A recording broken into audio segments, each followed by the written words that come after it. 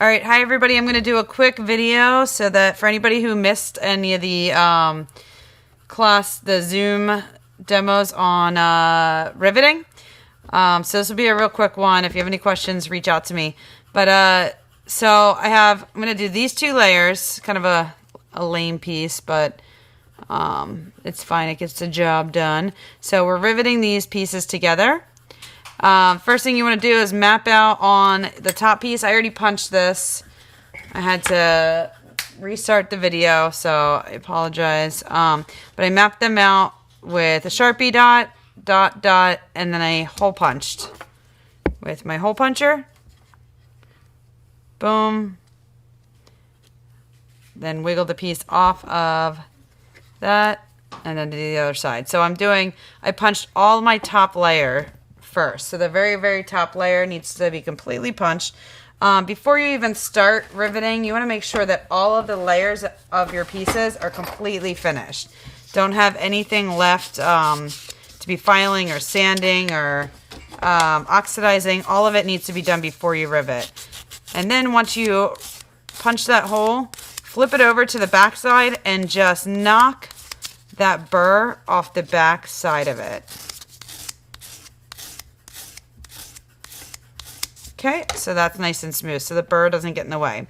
Then what you're going to do is take some masking tape or tape, whatever you need. I find this so much easier to tape them together when you go to punch the other holes so that they're actually lined up.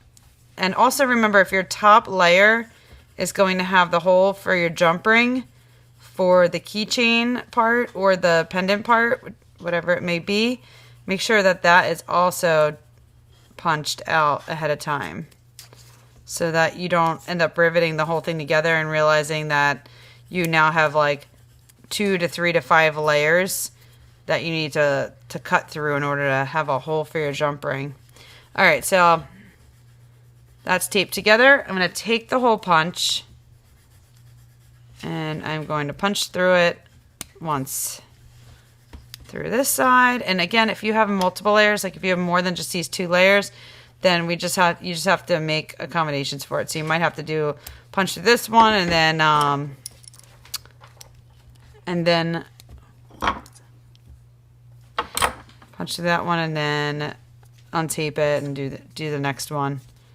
So I'm going to go through both of them. That way I make sure that everything is lined up. And this part's pretty crucial. Make sure things don't move on you. If they do not, the rivet hole or the punch holes do not line up, you will have to make a bit bigger hole to rivet through. And sometimes 9 times out of 10, the wire will not fit. It will just keep falling through. So again, I'm going through this pretty quickly.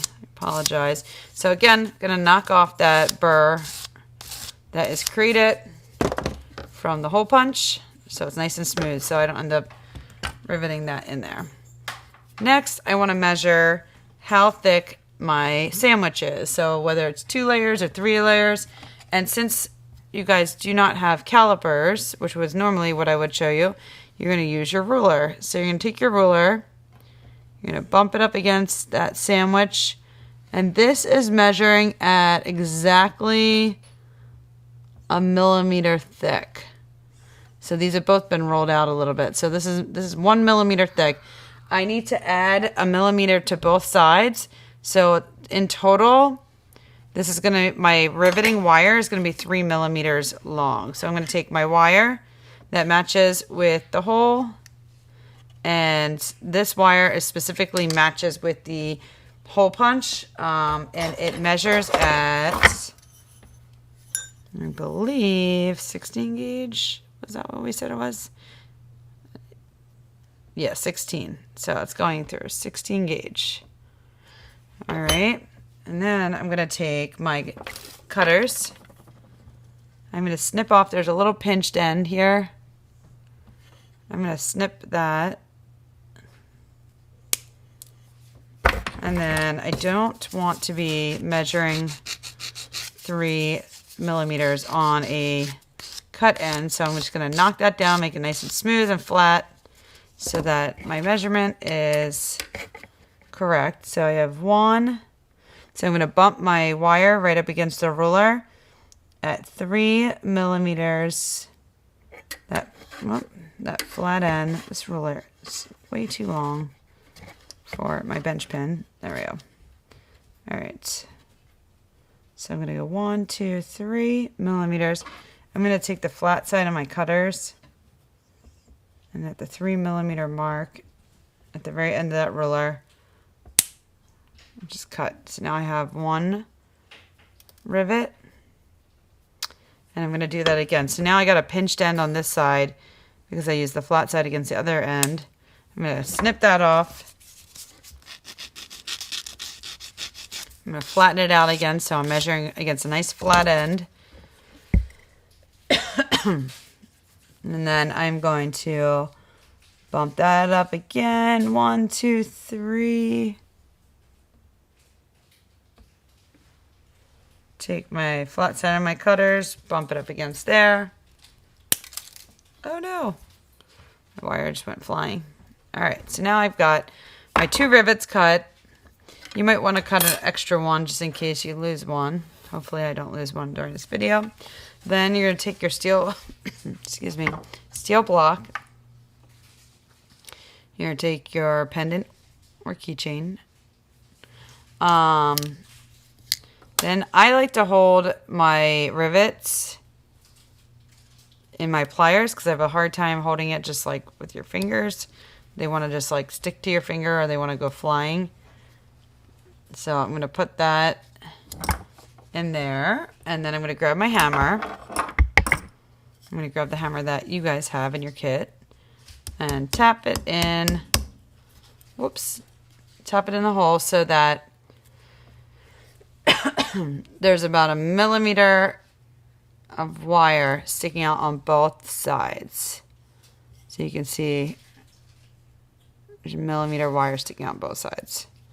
All right, and then you're going to take your piece, you're going to balance it, you're going to hover your piece above the steel block just so the riveting wire is touching, and you're going to go, I'm trying to move this a little closer.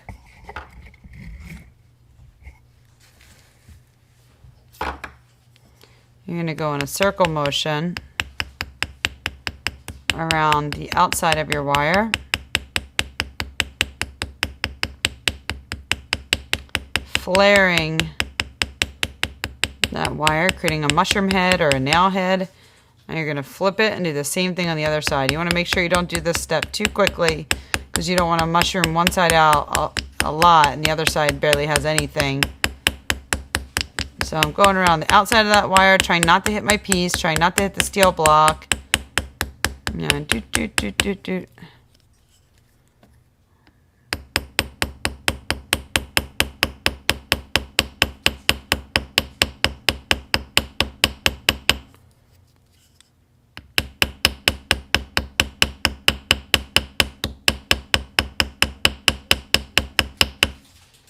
All right, just keep flipping it, keeping it nice and even so that both sides are mushrooming out perfectly. And at this point, once you flared it out enough, you can either do one of two things. You can either flip it and hit the rest of it with the flat end of the hammer and just give it a little. So that's flared a lot and it's pretty close to the metal. Just be careful when you're doing any of these steps that you don't hit your piece. You don't want to create any new marks that are unintentional with the hammer.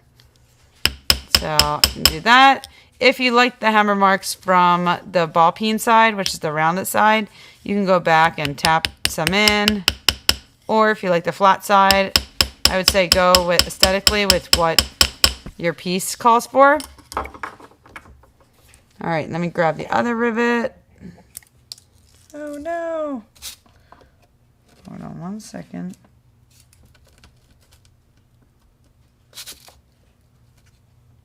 Okay, got it. All right, so I'm gonna, again, with my pliers, chain nose pliers, I have my rivet. I'm gonna pop it in there.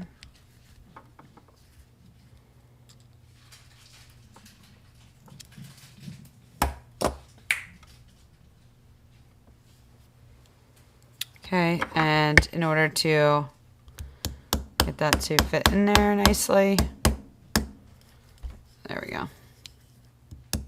No. If your rivet wire is too short, you're going to have to cut a new one. If it's too long, you're going to have to cut a new one. It needs to be exactly the right length. 1 millimeter, or you add 2 millimeters to the thickness of your metal. Even if you have a spacer in there, like the little example that I've shown you guys with the candy corn, you could, and a spacer is just like another little piece of metal in between so that it looks like it gives it some height, but it's not actually like a whole nother layer. But if you start riveting and you're like, oh, this wire is not going to be long enough to hold it, you need to cut a new piece. If it's too long and it starts folding over on itself, you're going to have to cut a new piece. Just get rid of it. Or cut it and file it down. You want to try to make sure that they're nice looking rivets. If you start riveting and it starts messing up, just take your cutters like so and give it a little snip, cut it off.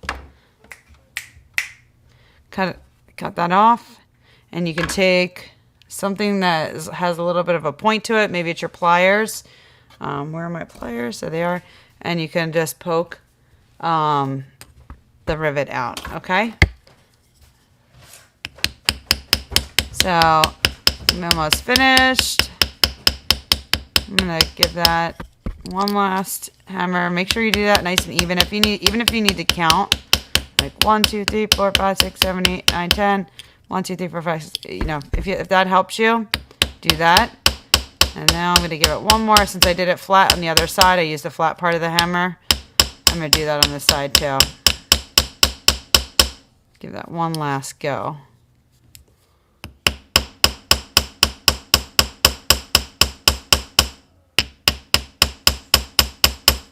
All right. And there we have it. That's riveting. It's your basic rivet. You're done.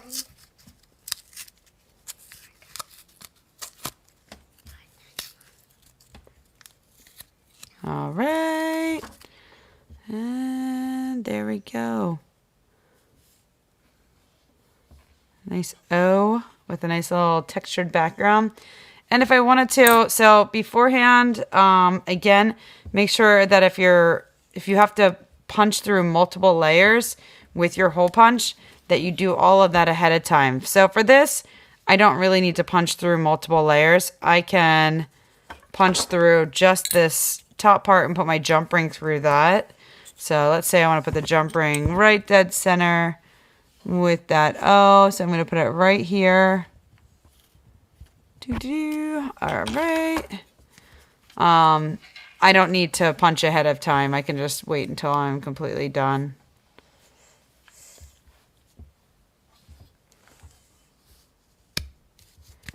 But make sure that if you do have multiple layers that jump ring is going to have to go through, that you do that ahead of time, like before you rivet things together. Otherwise, it'll be sad because there is no way that that hole punch that we have, the Euro punch, can go through multiple layers.